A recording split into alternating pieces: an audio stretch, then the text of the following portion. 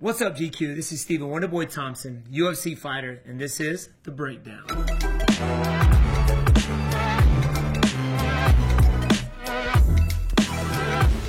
First up, we have The Way of the Dragon. I've never seen this movie before. Oh, looks like some karate guys to me. When you see this guy run out and get into this fighting stance, number one, he's trying to intimidate his opponent because he's the one running out there first. Everybody has a different stance. Some guys you can tell are more of a Muay-Thai stylist. They like to put a lot of weight on their back leg and they kind of bounce the front foot. They kind of wade forward, hands up real high. Karate stylists like myself, I have my hands down low with a really wide stance, which helps me work angles, allows me to lift my front leg up to kick. And with my hands down, it's harder to see because most people, when they look at you in the eyes. But you got to really know what you're doing if your hands are down because you're leaving all this open up here. Hey! Oh. I feel like I have to do the sound effects when I see this. Let's see what he does to this guy. Oh! See, can we pause right there for a second? So that takedown was like a legit takedown. Right here, he actually blocked the technique and stepped in around the guy's front leg. Outside leg trick, taking the guy down and doing a little bit of ground and pound. And you actually see some of this in the octagon in the UFC. My man, Bruce Lee, baby. Look at his wide stance, his hands down low. Very similar to mine. Most guys have their feet a little bit closer together. It's harder, I think, to be able to move and throw your kicks with some speed. Oh, the stare down. I love it. Now, if you saw the guy in the white gi threw one kick, just to kind of see what Bruce Lee was going to do. When I step out in the octagon, I like to throw a technique or a feint to make my opponent think I'm going to do something. And how they react will tell me what I'm able to throw next. So Bruce Lee calculated, all right, this guy's going to come forward again. And if you watch, so instead of backing up again, he actually met him in the middle with a side kick, which is crazy. I throw side kicks probably 1,000,000 times in a fight. That is my jam. Side kick's my favorite kick for sure. If you watched, he threw that front leg kick and he kicked his hand. So what he's doing, he's setting this kick up, this round kick that you see when he kicked him in the face. He's getting his opponent thinking, all right, I'm just going to kick you in the hand. I'm going to kick you in the hand. And then he changes directions and kicks him right upside the head. It was great. Oh, that was a growing shot. Got a lot of traditional karate techniques going here. The straight punches, the moving forward. And if you watch Bruce Lee, he's working side to side. It's very difficult to hit somebody when you can't predict their movement. So Bruce Lee's doing very good at keeping his opponent guessing. I've never seen anybody get knocked out with a PP strike. But if you saw there, that double leg takedown. In my karate style, which is the Kempo karate style, 99.9% of the time in a street situation, you're going to end up on the ground. So we work double legs all the time, and you see this in MMA as well. I think the technique could be a little bit better, but hey, back in the day, you never really saw these type of guys doing these kind of takedowns before, so that was very surprising.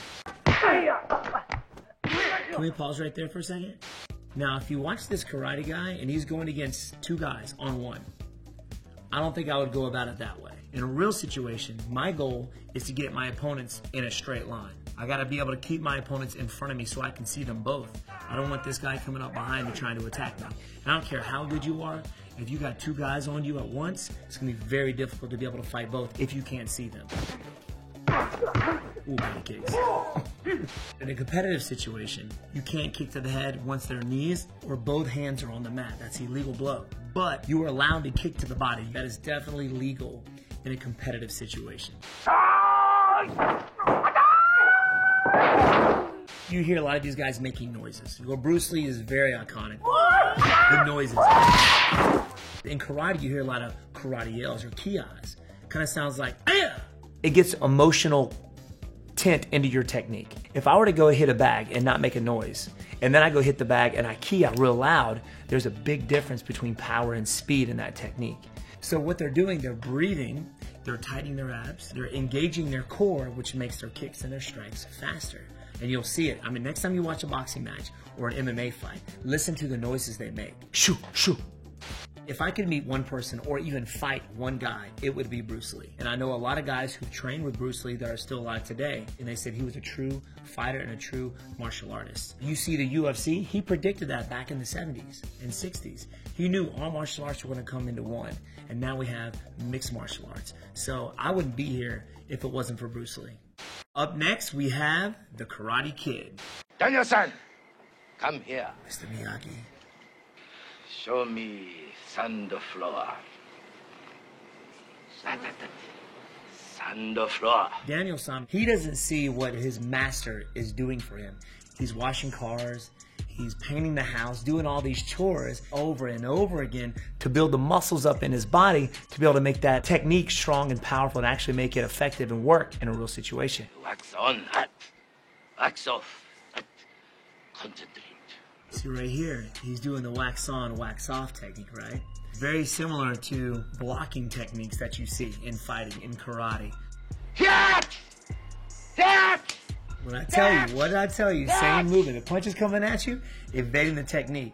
This is pretty much kata that Mr. Miyagi has Daniel-san doing here. Kata is a series of techniques that you do in a sequence without having an opponent or a bag to build a technique. When you're doing kata, you have to be fully aware of what your body is doing without looking at it. So I like that. This is fairly realistic, right? Sensei translates to teacher or instructor. Anybody could be a sensei. I mean, your mom and dad are senseis. They teach you different things every day. Just because it's not the martial arts doesn't mean you're not a sensei. You're actually a sensei even though you don't know it. You're teaching somebody something. Next up, we have Cobra Kai. I think it's really cool to see the Karate Kid back in the day and these guys come back to do Cobra Kai.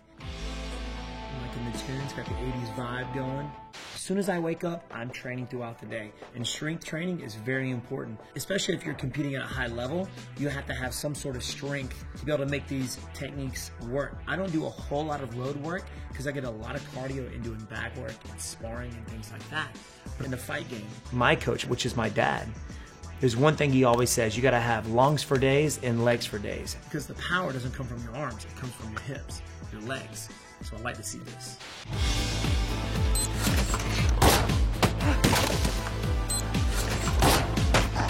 I've never had somebody shoot softballs at me, but I have had people throw tennis balls at me. So working on your reaction time, to be able to see a ball or a fist coming at you, you have to have the right amount of reaction time to be able to evade or to counterattack that punch or kick.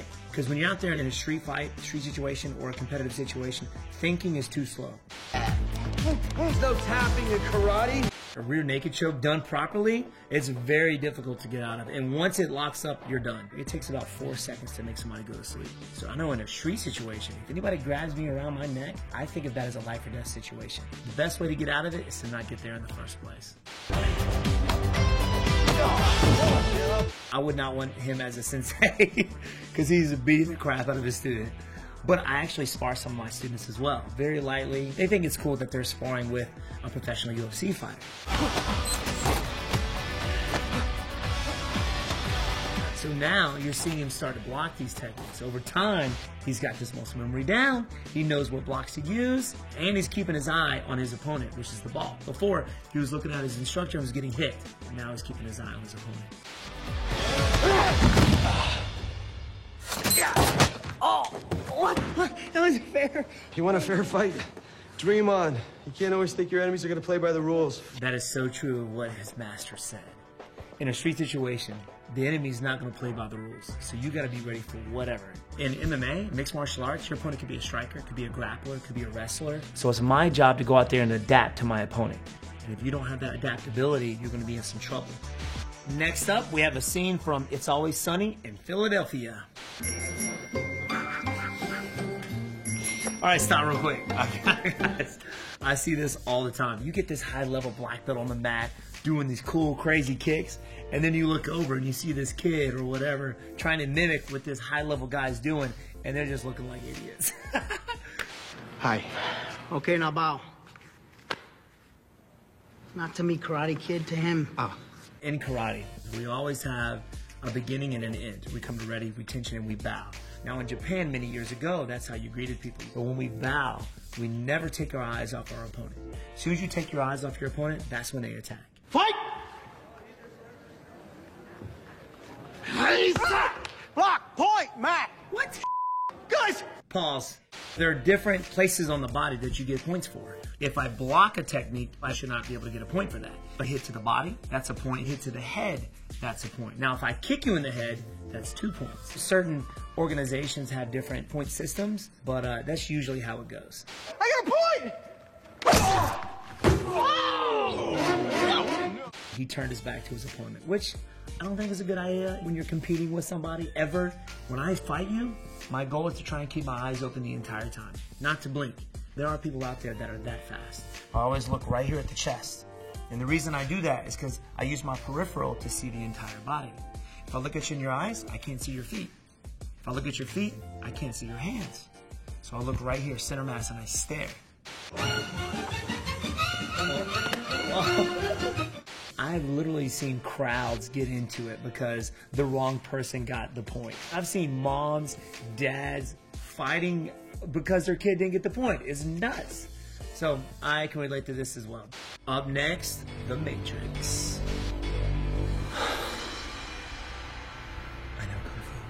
I know Kung Fu. Yes, I'm talking about karate, and he just said, I know Kung Fu. But that was just the last one he downloaded into his brain. There is some karate in there as well. And a lot of techniques from different styles are very similar. If you're a true martial artist, you're not just gonna stick with one style. You're gonna try and integrate other styles into your arsenal to make you a better fighter. This is a sparring program, similar to the programmed reality of The Matrix. It has the same basic rules like gravity. I can quote this entire movie. All right, let's keep going, I'm sorry. And hit me, if you can. This is a little dramatic, I would say. I would never do this out in a street situation or a competitive situation. Yeah, I just bring my hands up or get into my stance, ready to do battle. This is my favorite scene right here. The very first few combos that they do is really cool.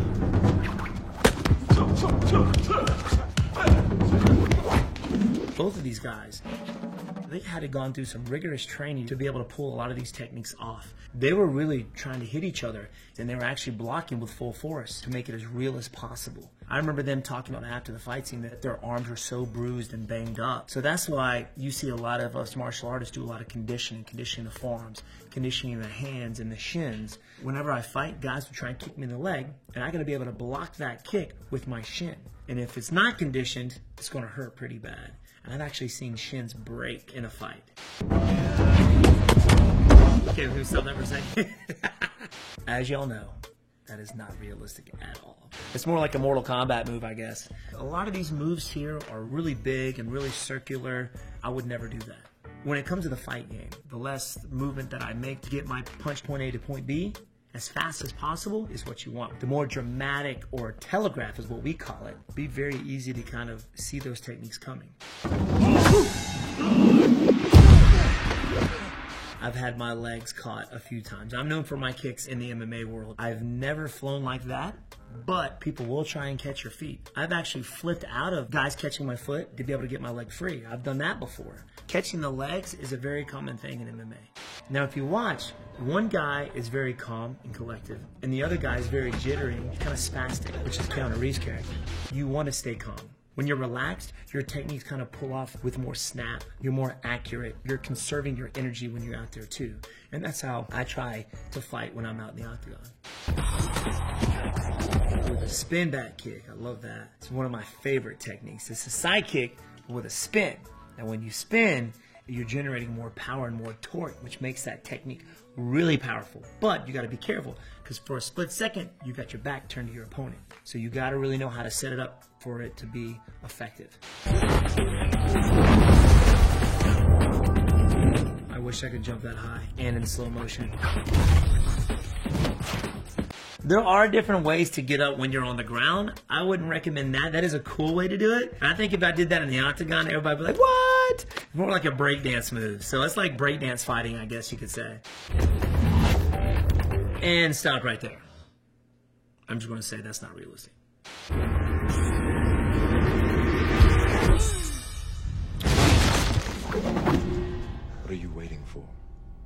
faster than this. Don't think you are, know you are. Confidence is huge in competitive situation.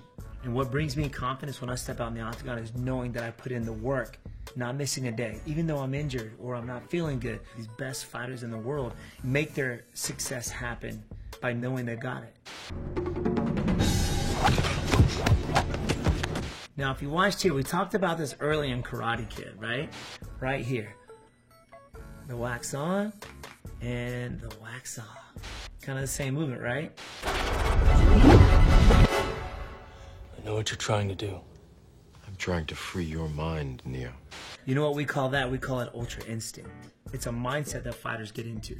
Every time I spar, I try and get to this level when I'm doing less thinking and more reaction. But it takes years to get to that level, so you're freeing your mind. Next up, the art of self-defense. I've never seen this movie before. It looks interesting. Oh, this is a fairly new one.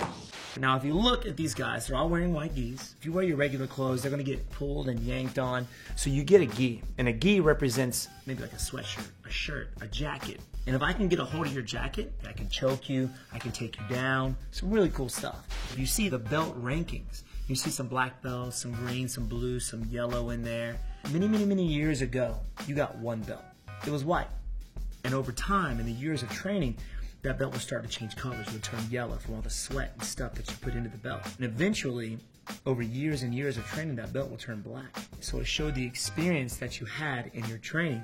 Now, that's kind of gross. So you get different rankings the years you put into the martial arts. For Kempo karate in our style, we should always start off with white.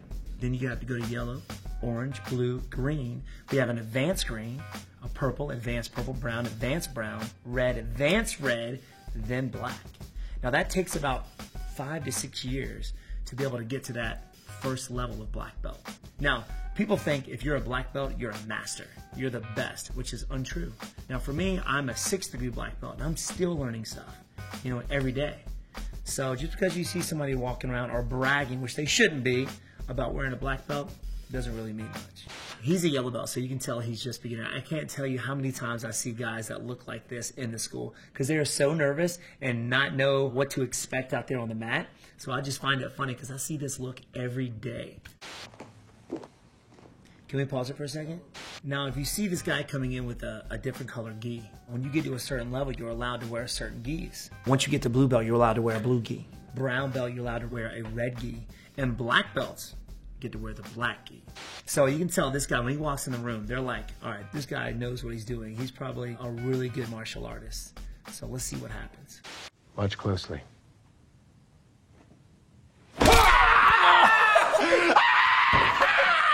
Oh, what? Yeah, this guy's school would not be open right now if that happened. This is amazing. For one, that's Darth Maul. Number 2, this guy would be in jail right now. Let me tell you this. I've been to certain gyms where I've walked in on the mat and watched guys spar. They try and take each other's heads off, and I literally packed my stuff up and walked out of the gym. Certain part of your body you can condition, but you can't condition the brain, right? And when you go out there and you see somebody getting knocked out on the mat, then it's like, maybe this ain't worth it. Next up, Step Brothers. You want to go do karate in the garage? Yup. Kicking pumpkins. First off, if you've never done karate in the garage, you should poke yourself in the eye. I think everybody has done that growing up. Kicking pumpkins, I used to do watermelons, all right? We would go out back and just get twigs and try and break them. I've hurt myself a few times doing that growing up. Just be careful when it comes to the garage. Don't pick up your mom and dad's tools. Don't be trying to chop bricks. You will hurt yourself. But I find this funny because I used to do this. He kind of went with like a little tiny windmill action that he did with his hands. Realistically, if you threw a punch and you didn't bring your hand straight back, you're getting knocked out. You never want your hands to dip because it leaves your head open. Bad technique. He's even punching with the wrong part of the hand. What you want to hit with is the 2 big knuckles. And they line up directly with the forearm, which is good for pounding. All right, Will Ferrell, John C. Reilly, you need to come see me. I need to work on your karate skills. You tried, but failed miserably. By the way, one of my all-time favorite movies is Step Brothers. I gotta give you that. Up next, Fighter in the Wind. Ooh, looks like a challenge here. Got the blue gi versus the white gi. Ooh. Pause it right there. I've seen guys get dropped with body kicks just like that. So that was like realistic right there. If you've never had the breath knocked out of you, come see me. I'll help you experience that real quick. I'm pretty sure he's really hitting these stuntmen. I would not want to be these guys getting kicked in the face like that. As you can tell, the guy on the right is more conditioned than the guy on the left. He hit him with a leg kick, he didn't phase him one bit. The other guy hit him in the leg, and you could tell it did some damage for sure. This guy's thinking about how he can get out of this. So right now, they're having a battle of who's tougher. Even in sparring, guys that I've been training with my whole life, we kind of go out there and see who's tougher. We'll hit each other in the body, but we'll let each other hit each other. And the first one to break or to kind of rub their body loses.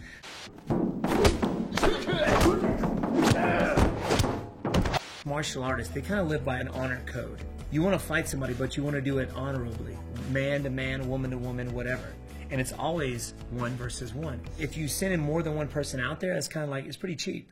Next up, Beverly Hills Ninja.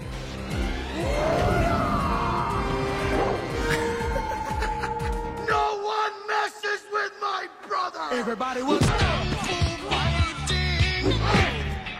Oh, there you go, that spin kick again. It works. And Chris Farley did it like a champ. Go, Chris!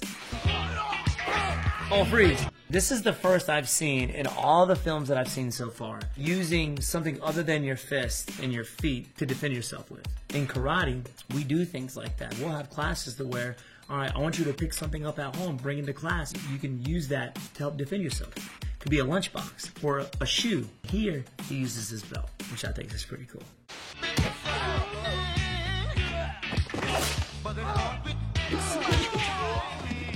Cartwheel kick. If you look up cartwheel knockout, there's a lot of clips like that will come up. Now, is this something that I would do in a street situation?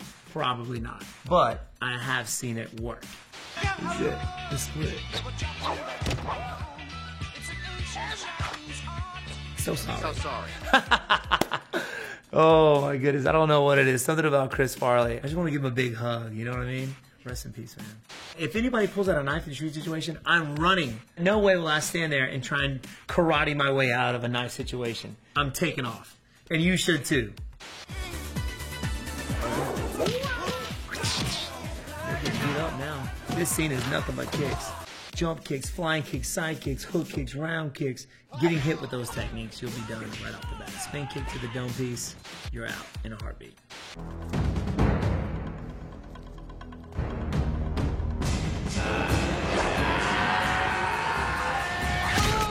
See there?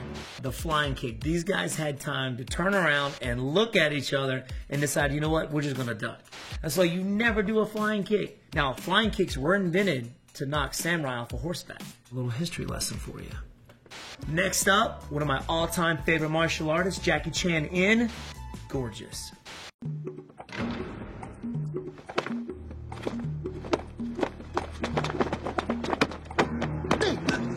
Now, to win a fight, I gotta put my opponent in my punching range. For my opponent to win, he's gotta put me in his punching range. Everybody's striking range is different. I like to keep a longer striking range because I know I can close that gap faster than my opponent can. So if you watch here, the guy moves forward, but Jackie Chan is not letting his opponent get in his striking range. That's why he's backing up. Who knew that fighting can get so detailed? Now, do you see how these guys are moving, how they're bouncing around?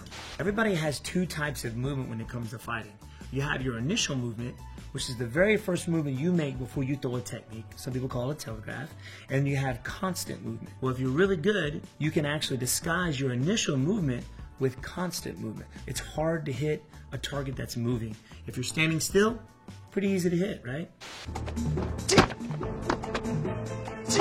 Block and parry. He used his backhand to parry that hand, which I was talking about earlier, the wax on. Little head movement and a little parry to the side. Now, I like this because these guys are really realistic when it comes to their blocking game. In the other movies like The Matrix and things like that, to block, their arms strayed really far away from the body, which actually leaves you open. I love it when guys block like this because now their body's open, or I can take my foot over their hand and still kick him in the head. The closer your hands are to your body, the easier it is to block. So if you watch Jackie Chan, he's working some upper parries, some middle parries, keeping his hands close to block. And it's easier to block and counter back with something of your own which is what you're seeing here.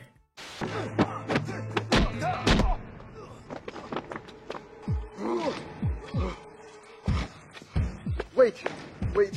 I have literally been in this guy's situation.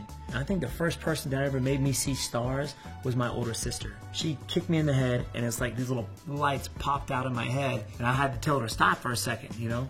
That is a very scary feeling. Nothing you ever want to feel, to be honest with you. Now we're going to start with the kicks. Ooh, freeze right there. Now that is why your shins have got to be conditioned. Keep it going, I like it.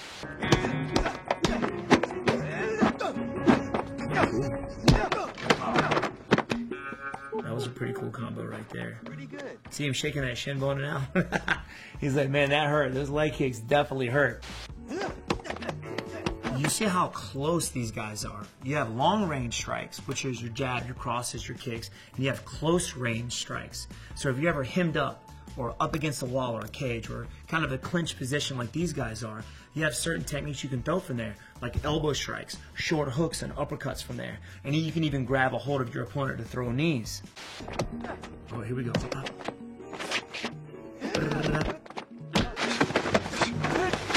Now freeze. Now this is where this honor system comes in. If I want to beat you, I want to beat you at your best.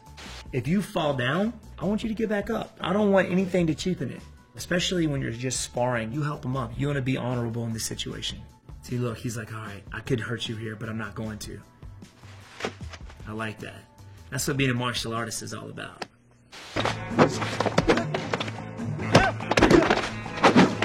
So here, they're making these techniques really dramatic because it's a pleasing to the eye. You know, if I'm watching this is the kind of stuff I want to see because it's cool looking, but I wouldn't do it in a real situation.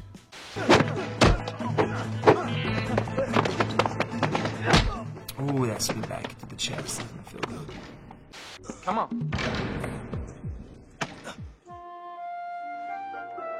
Just smile. It says just smile. So what he's thinking is, you know what? I'm going to go out here now and just have fun. Because sometimes you can overthink things. My dad always says before I step out in the octagon, no matter what, your family's still going to love you. Your students and your friends are still going to love you. So just go out there and have some fun. And that always calms me down before I step out there. So that's kind of what he's going through right now when he sees the smile. See, now look at him. He's like, oh, I'm relaxed now. Let's go.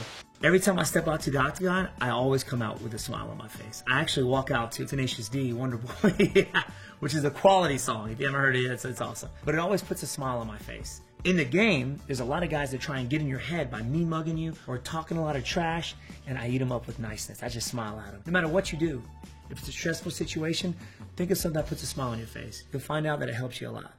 Thanks, guys, for coming to hang out with me for the breakdown. GQ, catch y'all later.